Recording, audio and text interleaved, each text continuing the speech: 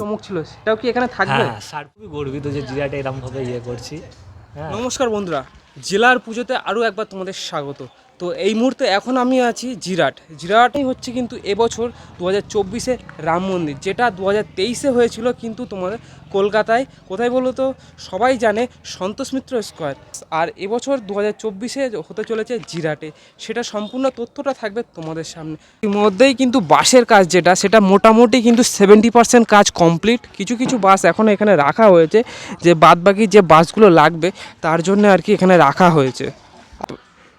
Fibre কাস্টের কাজ হয় সেই টাইপের জিনিসগুলো কিন্তু যত রকম মূর্তি আছে সব কিন্তু এখানে এনে রাখা হয়েছে, সবই মণ্ডপের কাজে ব্যবহার করার জন্য। এইভাবে কিন্তু সব রাখা হয়েছে দেখছি মাটির ভেতরে। সবগুলোর ভেতরেই কিন্তু কিছু না কিছু মূর্তির এখানে দেখছি আমরা। এই যে দেখছো তোমরা, সব প্লেয়ারগুলোর ভেতরে কিছু না কিছু মূর্তি কিন্তু এখানে রাখা মানে তৈরি করা হয়েছে। আর সাথে আছে কিন্তু এইভাবে যত সব নতুন নতুন আরও কত রকম মূর্তি। আর এইভাবে কিন্তু সাইড থেকে দেখাচ্ছি তোমাদের যে মণ্ডপের কাজটা, আর যে মণ্ডপের ভেতরে প্রবেশপথ সেটাও তোমাদের নিয়ে গিয়ে দেখাবো। আর এই হচ্ছে কিন্তু যে এন্ট্রি পথ, মানে মণ্ডপের ভেতরে ঢোকার জন্য যে এন্ট্রি পথ, সেটা হচ্ছে কিন্তু এইভাবে তৈরি করা হয়েছে আর কি।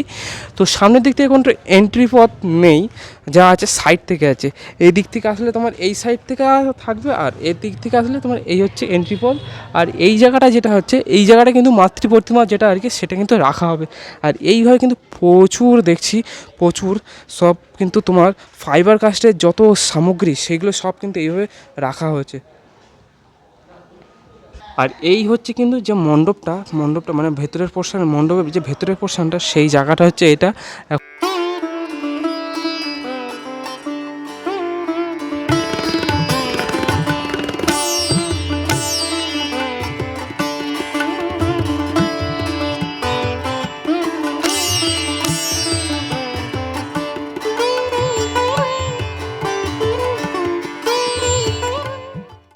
তো 2023 সালে যে তোমার সন্তোষ মিত্র স্কোয়ারে যে রাম মন্দির হয়েছিল, তার সাথে কি 2024 সালে জিরাটের রাম মন্দির তৈরি হচ্ছে, সেটা কি পারবে টেক্কা দিতে?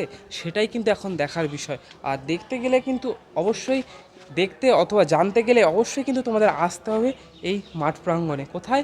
জিরাট রঙ্গ মাঠ প্রাঙ্গণে। তো এইভাবে কিন্তু পুরো মণ্ডপ প্রস্তুতিটা তোমাদের সামনে তুলে ধরার চেষ্টা করছি। আর এইভাবে কিন্তু হচ্ছে উপরের যে টেক্সচারটা, মানে উপরের টেক্সচারটা কিন্তু প্রচণ্ড হাইট, প্রচুর হাইট আছে। আর সামনের পোর্শনটা যেটা আছে তোমার কিন্তু এইভাবে প্রচুর বাঁশের কাজ হয়েছে, এখানে প্রচুর বাঁশের কাজ হয়েছে আর কি। আর এখনও আপাতত বাঁশের কাজ অনেকটাই বেশ বাকি আছে। কিন্তু আমরা যেভাবে দেখলাম অন্য পাশে যে ফাইবার কাস্টের যে জিনিসগুলো রাখা ছিল, ঠিক সেইভাবে কিন্তু আরও এক পাশে দেখছি এইভাবে যে ফাইবার কাস্টের যে খুঁটিগুলো সেগুলো আর কি এনে রাখা হয়েছে। এবং এর ভেতরে আছে কিন্তু সব হচ্ছে তোমার প্লাই, যেগুলো কিন্তু তোমার মণ্ডপের ভেতরে আর কি কাজের জন্য ব্যবহার করা হবে। আর এখানে আছে কিন্তু প্রচুর বাঁশ রাখা আছে, এখনও আপাতত বাঁশের কাজ কিন্তু এখানে শেষ হয়নি। আর সাইড থেকে যদি তোমাদের দেখায় মণ্ডপটা, তো সাইড থেকে মণ্ডপটা কিন্তু তোমার তৈরি হয়েছে প্রায় এইভাবে দেখছো। আর এদিকে কিন্তু বাসের কাজ এখনও হবে, বাসগুলো দাঁড় করানো আছে, এই বাসগুলো কিন্তু কাজ এখনও পর্যন্ত হবে আর কি। আর এই হচ্ছে কিন্তু ওনাদের ক্লাব, যেটা জিরাট শ্যামাপ্রসাদ স্মৃতি সংঘ ক্লাব হচ্ছে এই সেই ক্লাব। আর এই হচ্ছে কিন্তু ক্লাবের মাঠ, এই ক্লাব। আর এই হচ্ছে ক্লাবের মাঠ, যেখানে পুরো মণ্ডপটা আর কি তৈরি করা হয়েছে। এইভাবে পুরো মণ্ডপটা তৈরি করা হচ্ছে আর কি। আর সামনে থেকে কিন্তু মন্দিরটা ঠিক, মানে মন্দির না, মণ্ডপটা আর কি এইভাবে দেখতে লাগে। আর সাথে আছে কিন্তু পুরো নীল এবং সাদা মেঘের আকাশটা, বেশ সুন্দর লাগছে কিন্তু পুরো মণ্ডপটা দেখতে।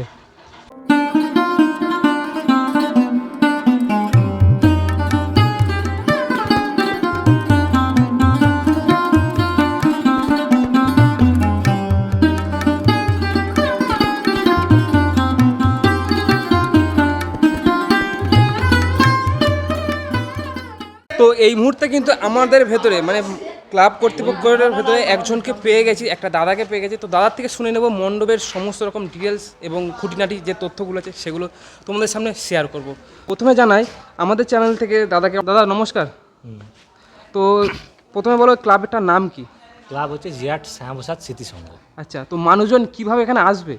এখানে প্রথমে নামতে হবে, এখানে জিরাট স্টেশন থেকে টোটো ধরলে 10 টাকা করে স্মৃতি মন্দির যেতে বললে হবে।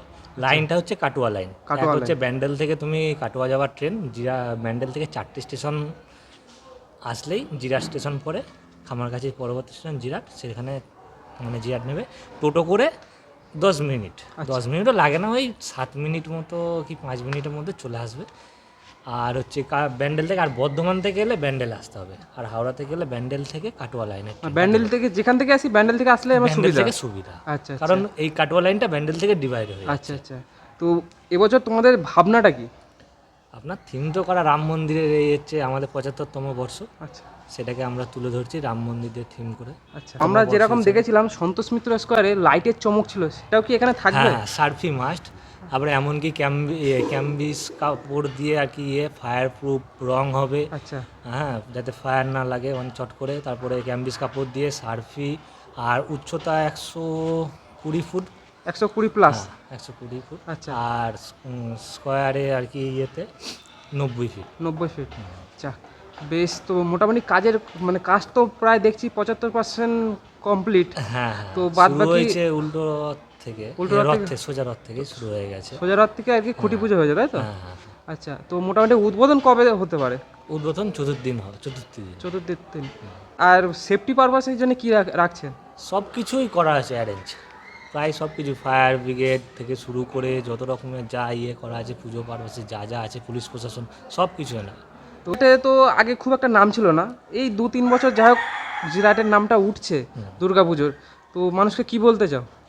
আমরা তো চাইছি জিরাটের পুজোটাকে আরও বেশি করতে, বড় করতে, আমরা আরও বেশি আর কি করতে। জিরাটে যেন আরও চন্দননগর, যেরকম চুচুড়ো চন্দননগর যেরকম জগদ্ধাত্রীর জন্য স্পেশাল, সেটা যেন দুর্গাপুজোতে হয়ে যায়।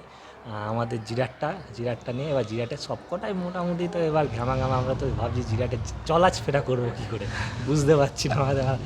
এই প্রথম করছি, দেখছি চেষ্টা তো মানে খুবই আমাদের মানে খুবই গর্বিত যে জিরাটে এরকমভাবে করছি। হ্যাঁ, আমরা খুবই জিরাটকে নিয়ে গর্বিত। আচ্ছা ফিল করছি। তো এই যে ইউটিউবারদের মাধ্যমে যে তোমাদের যে খবরটা ছড়িয়ে পড়ছে, এতে তোমরা কি খুশি না অখুশি? হ্যাঁ, খুশি। জিরাটের পুজোটা আরও যেন অনেক কিছু ভালো হয়, আমাদের খুবই আনন্দিত জিরাটের পুজোটাকে নিয়ে। তো যাই হোক, দাদাকে অনেক অনেক ধন্যবাদ আমাদেরকে একটু সময় দেওয়ার জন্য। ধন্যবাদ দাদা। Thank you.